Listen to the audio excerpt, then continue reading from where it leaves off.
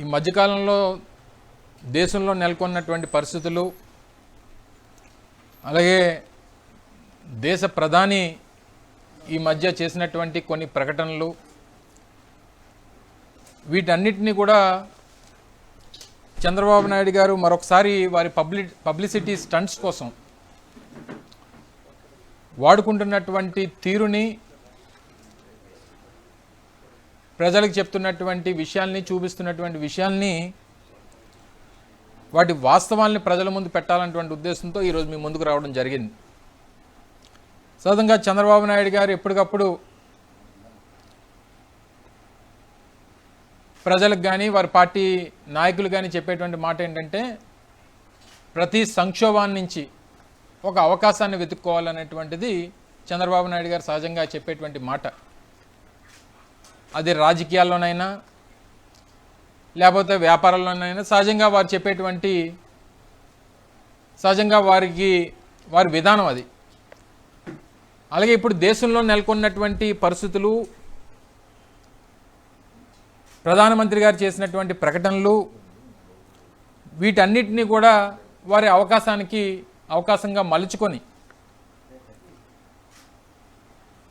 ఏదో రాష్ట్రం తాలూకా ఖజానాని కాపాడుతున్నట్టుగా, రాష్ట్రంలో చంద్రబాబు నాయుడు గారు వారి ఖర్చులను తగ్గించుకొని సంపద సృష్టిస్తున్నట్టుగా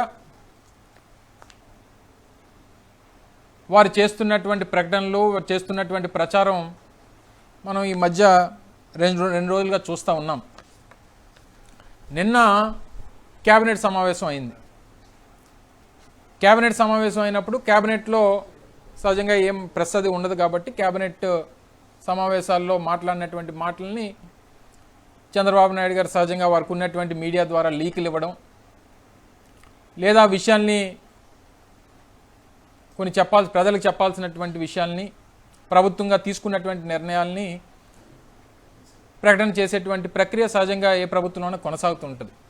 అందులో భాగంగా నిన్న వారు ఏం చెప్పారంటే, ప్రభుత్వ పెద్దలు అంటే ముఖ్యమంత్రి గారి దగ్గర నుంచి, ముఖ్యమంత్రి గారి తర్వాత ఉన్నటువంటి ఉప ముఖ్యమంత్రి గారి దగ్గర నుంచి, కేబినెట్ మంత్రుల దగ్గర నుంచి మా తాలూకా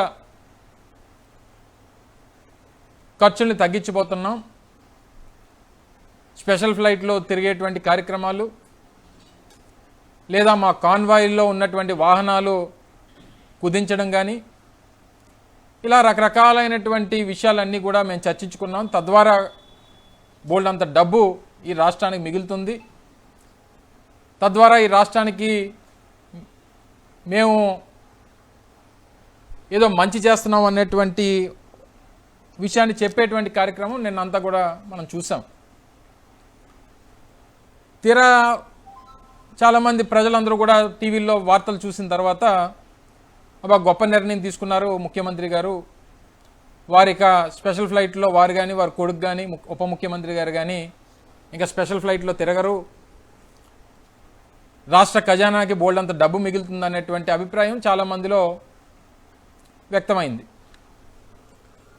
ఇంకా బ్రేకింగ్ న్యూస్ ఒక పక్క టీవీల్లో పడతా ఉండగానే కొడుకు స్పెషల్ ఫ్లైట్ ఎక్కి పుట్టపర్తి వెళ్ళారు. పోనీ వెళ్ళింది ఏదన్నా కార్యక్రమంకి వెళ్ళాడంటే అక్కడ మళ్ళీ కొన్ని వందల వాహనాలని వారి రాజకీయ యాత్రల కోసం ఓ పెద్ద కార్యక్రమాన్ని చేసి బోల్డంత డబ్బు ఖర్చు పెట్టేటువంటి కార్యక్రమం చేశారు. ఈ 2 సంవత్సరాల్లో ముఖ్యమంత్రి గారు ఈ స్పెషల్ ఫ్లైట్లకి వారు ఖర్చు చేసినటువంటి సొమ్ము అక్షరాల 120 కోట్ల రూపాయలు.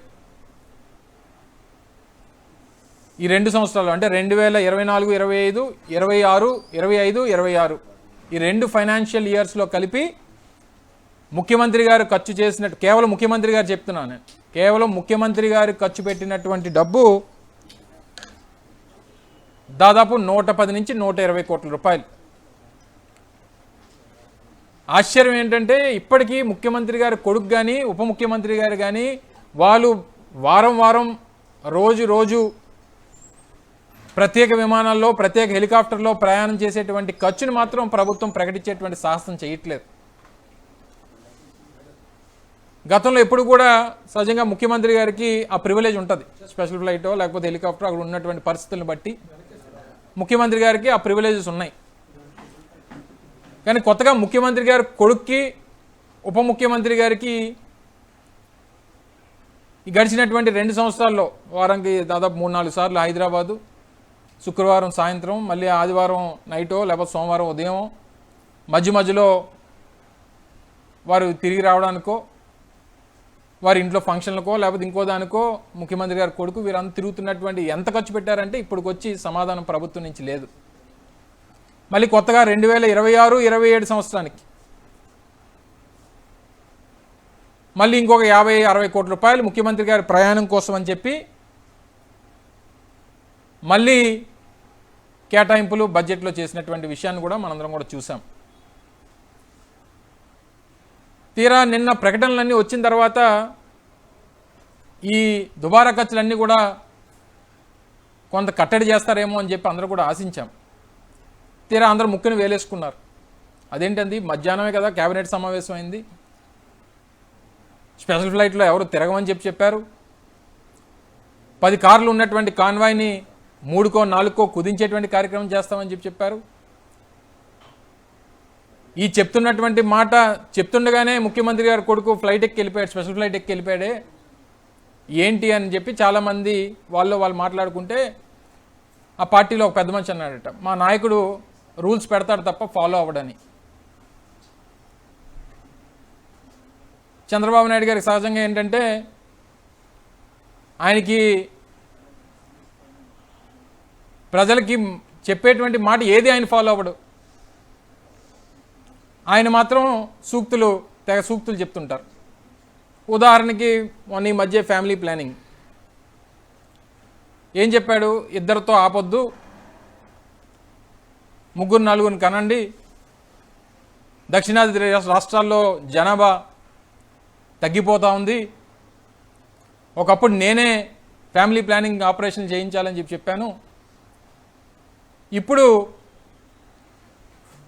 మీరు ఎక్కువ మంది కంటే మళ్ళీ 3వ బెడ్కో 4వ బెడ్కో 25,000 ఎంతో ఇస్తానని చెప్పినట్టుగా ఈ మధ్య చూసాం. చాలామంది అన్నారు, మరి చంద్రబాబు నాయుడు గారు అంత ప్రచారం చేస్తున్నప్పుడు ఆ సలహా ఏదో ముందు కొడుక్కిస్తే బాగుంది కదా అని చెప్పని అన్నారు. అప్పుడు కూడా అన్నారు, చంద్రబాబు నాయుడు గారు రూల్స్ పెడతారు తప్ప ఫాలో అవ్వరు. అలాగే నిన్న వారి కాన్వాయ్ కానీ స్పెషల్ ఫ్లైట్ కానీ పోనీ ఆయన చెప్పాడు, పోనీ కనీసం ఆయన ఫాలో అవుతాడా అంటే ఉదయం లేచి ఆయన ఒక స్పెషల్ ఫ్లైట్ తీసుకుని వెళ్ళాడు పుట్టపర్తి. రాత్రి కొడుకు స్పెషల్ ఫ్లైటు, ఉదయం తండ్రి స్పెషల్ ఫ్లైటు. మిమ్మల్ని ఎవరూ అడగలేదే,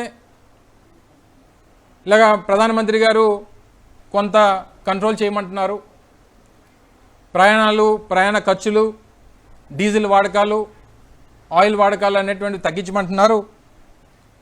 ఈ క్రమంలో చంద్రబాబు నాయుడు గారికి ఏం స్పెషల్గా మీరు తగ్గించమని చెప్పి చంద్రబాబు నాయుడు గారు చెప్పలేదు. దేశ ప్రజలందరికీ కూడా ఆయన ఉద్దేశించి ప్రసంగించారు. దాన్ని ఈయన ఒక పబ్లిసిటీ స్టంట్గా వాడుకునేటువంటి దానికి ఈ ప్రచారం అంతా చేయడం, మళ్ళీ ఈయన 2 కార్లోనో 3 కార్లోనో కేబినెట్ సమావేశానికి వస్తున్నట్టుగా వీడియో విజువల్స్ తీయడం, దాన్ని సోషల్ మీడియాలో ప్రమోట్ చేయడం, రాష్ట్రానికి ఏదో సంపద సృష్టించినట్టుగా ఒక ప్రచారం చేసుకునేటువంటి కార్యక్రమం చేశారు.